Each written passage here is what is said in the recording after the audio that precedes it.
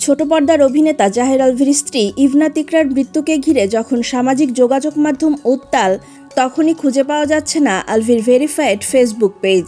প্রায় 24 লাখ অনুসারীর পেজটি বর্তমানে অদৃশ্য। একই সঙ্গে অভিনেত্রী ইফাতারা তিথির 3,24,000 অনুসারীর ফেসবুক পেজও ডিজেবল দেখাচ্ছে। হঠাৎ করে দুই তারকার পেজ বন্ধ হয়ে যাওয়ায় নেট দুনিয়ায় শুরু হয়েছে নানা জল্পনা কল্পনা। ইকরার মৃত্যুর পর থেকেই আলভি ও তিথিকে ঘিরে আলোচনা তীব্র হয়। ছবিজ অঙ্গনে আগে থেকে তাদের সম্পর্ক নিয়ে গুঞ্জন ছিল।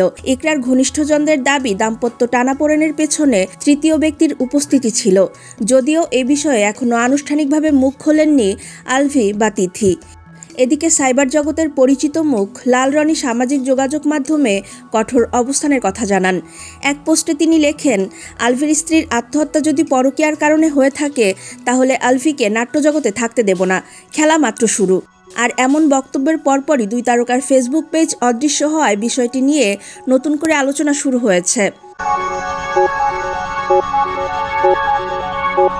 ইকরার মৃত্যুর ঘটনায় আইনশৃঙ্খলা বাহিনী তদন্ত চালাচ্ছে।